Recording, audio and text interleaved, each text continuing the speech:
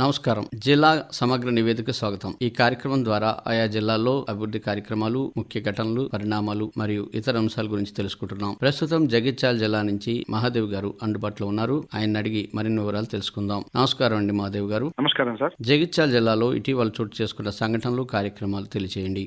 జగిత్యాల జిల్లాలో ఎన్నికల నియమావళి అమలైనప్పటి నుంచి పెద్ద రాజకీయ నాయకులు జగిత్యాల జిల్లాను సందర్శించడం జరుగుతుంది. ఎన్నికల నియమావళి పాటించాలని చెప్పి జగిత్యాల జిల్లా కలెక్టర్ అందరినీ కోరుతున్నారు. అదే విధంగా జగిత్యాల జిల్లాలో 24 గంటల చెక్ పోస్టుల పర్యవేక్షణ జరుగుతుంది. దాంతో పాటుగా జగిత్యాల జిల్లాలో అక్రమ రవాణా, మద్యము అలాంటి సంఘటనలు ఏవి జరగకుండా గట్టి చర్యలు తీసుకుంటున్నారు.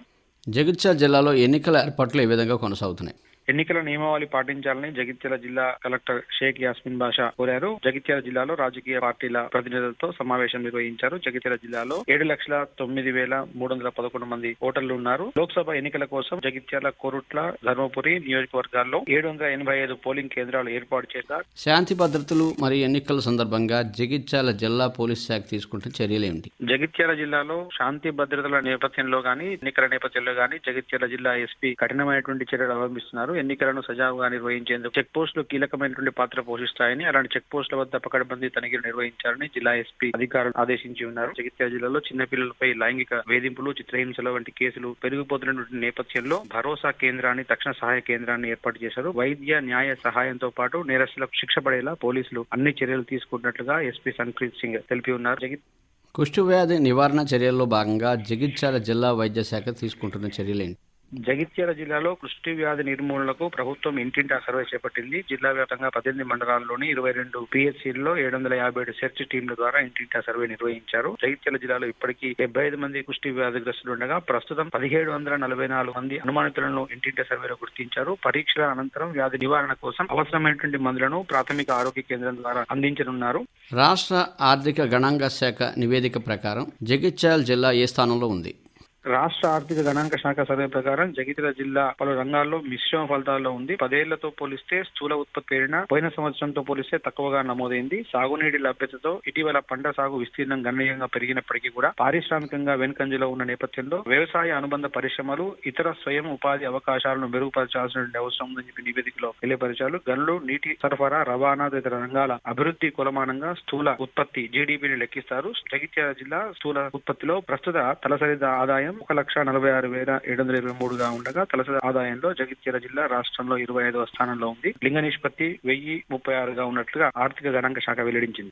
వ్యవసాయ ఎరువుల సమాచారం కోసం వ్యవసాయ శాఖ అధికారులు తీసుకుంటున్న చర్యలు ఏమిటి?